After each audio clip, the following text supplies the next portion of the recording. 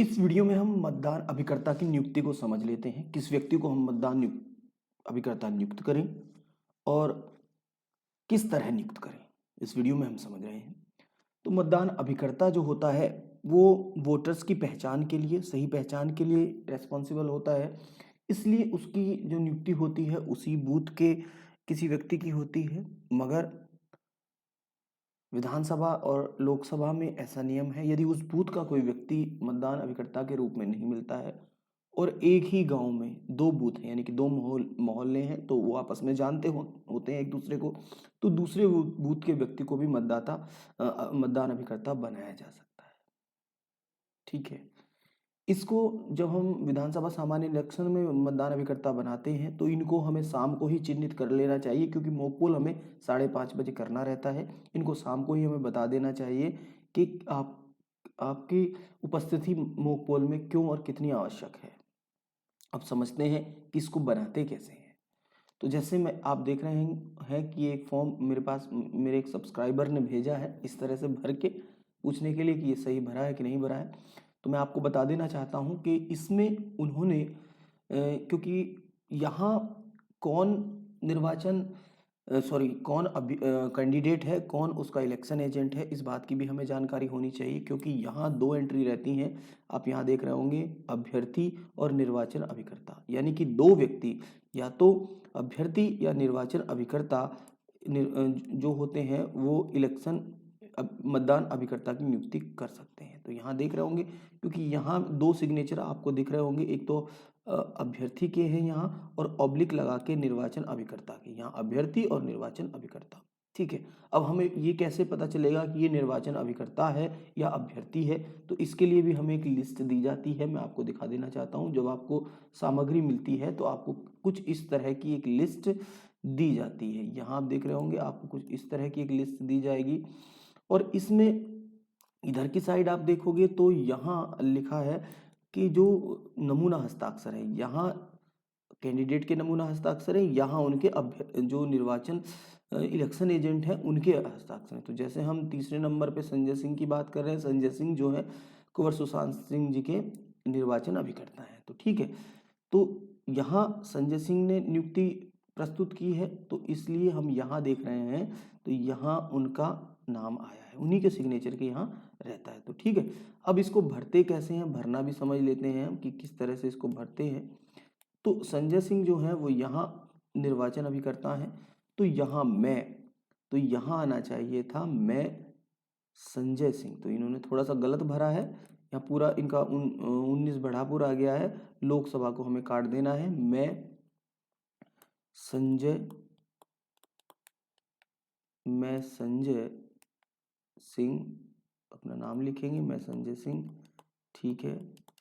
जो ऊपर वर्णित निर्वाचन में अभ्यर्थी, ये वाली तो आएगा नहीं, अभ्यर्थी हूं को यहाँ से काट देंगे और यहाँ लिख देंगे नाम, यहाँ कुंवर सुशांत सिंह, यहाँ नाम लिखा जाएगा इसे का, जो ऊपर वर्णित निर्वाचन क्षेत्र में अभ्यर्थी हैं, निर्वाचन अभिकर्ता हूँ। ठीक है।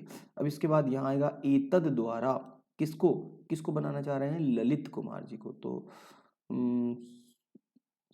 ललित, तो यहाँ लिख देंगे ललित, जिसको एजेंट बनाना है, ललित कुमार, और सन ऑफ लिख देंगे श्री, जो भी इनकी सन ऑफ होगी। ठीक है। यहाँ लिख देंगे उनका पता, लिख देंगे ब्लेज और पोस्ट, जो उनका ब्लेज और पोस्ट होगा। मान लो उनका ब्लेज और पोस्ट हुसैनाबाद है, तो यहाँ लिख देंगे हुसैनाबाद। ठीक है।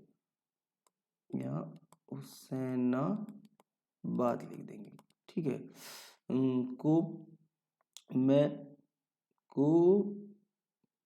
मैं संख्या वाले मतदान केंद्र के लिए, तो कौन सी संख्या है, मान लो इनकी मतदान जो संख्या कौन सी है, जो यहाँ से संख्या का पता कैसे चलेगा, तो आप यहाँ देखोगे तो ये यहाँ से जो आपकी लिस्ट रहती है उसमें संख्या भी, बूथ भी संख्या रहती है, तो उसमें से आप यहाँ संख्या लिख देंगे। मान लो यहाँ इनकी संख्या 141 या 40 है, तो यहाँ इनकी बूथ संख्या लिख दी जाएगी 140, और यहाँ लिख दिया जाएगा स्थान कौन सा है, तो यहाँ है उच्च प्राथमिक विद्यालय हुसैनाबाद कक्ष 1। ठीक है। यहाँ लिख दिया जाएगा कक्ष 1। और यहाँ डेट लिख दी जाएगी। ये जो संजय सिंह है ये एक दिन पहले भी स्थान इनका जहाँ भी होगा हुसैनाबाद के रहने वाले या कहीं के, वो वहाँ से, और डेट एक दिन पहले भी इनको ये बना सकते हैं या इनके। अब ये जो इन्होंने सिग्नेचर कर लिए यहाँ, फिर उसी डेट में जो मान लो 13 में किए हैं, और यहाँ ललित इनके सामने सिग्नेचर करेगा, अभिकर्ता के सामने, निर्वाचन अभिकर्ता या अभ्यर्थी के सामने, ठीक है। इसके बाद ये इस घोषणा को लेकर आते हैं पीठासीन के पास। पीठासीन फिर एक दिन पहले चिन्हित कर लेते हैं, तो उसी दिन यहाँ उनके सिग्नेचर अपने सामने कराते हैं और फिर यहाँ अपने सिग्नेचर करते हैं। तो यहाँ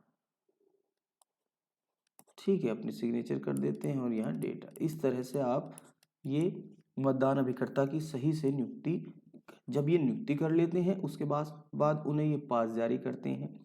यहाँ से पास जारी करेंगे इसको भर के, यानी कि जो आपका एसी यानी कि जो असेंबली है तो आपकी कौन सी है, 29 बढ़ापुर,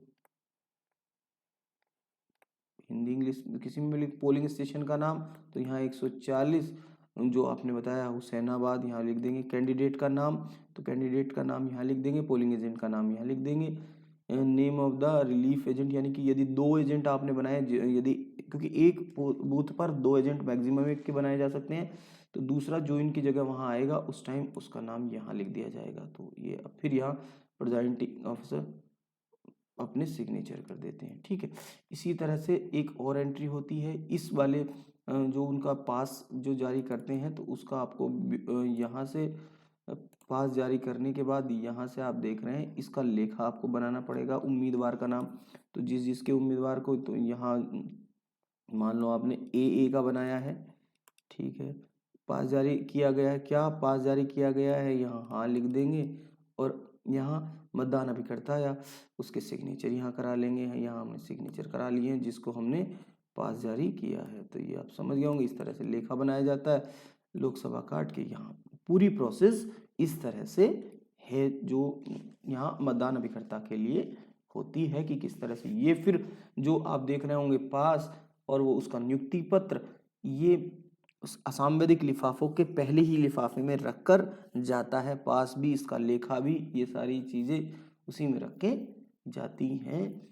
असंवैधिक लिफाफे में इनको सील करने की भी आवश्यकता नहीं होती है। पहला लिफाफा, असंवैधिक लिफाफा, मतदान अभिकर्ताओं की नियुक्ति उनके पास, और ये जो इनका लेखा इसी का होता है। इनके पास जो आपने इनको पास इशू किए हैं इलेक्शन के बाद, इनसे वापस ले लेने चाहिए। एक और बात ध्यान रखने वाली है कि जब आप ये भर रहे होते हैं तो उसके साथ उनके जो है इपिक की फ़ोटोकॉपी लेनी चाहिए। उनको वेरीफाई करने के लिए इपिक की फ़ोटो लेनी चाहिए या इपिक देखना चाहिए। वो आप रख भी सकते हैं, इसके साथ अटैच करके उसमें रख भी सकते हैं। तो ये आप समझ गए होंगे किस तरह से पोलिंग एजेंट की नियुक्ति करते हैं। यदि एक मॉक पोल के लिए जब आप पोलिंग एजेंट बनाते हैं और 2 पोलिंग एजेंट नहीं बन पाते हैं अलग अलग कैंडिडेट के, तो एक पोलिंग एजेंट लगभग ना के बराबर ही होता है। इसलिए हमें कोशिश और चिन्हांकन पहले से ही एक दिन पहले से कर लेना चाहिए जब हमारी पोलिंग पार्टी वहाँ पहुँचती है। Thank you for watching.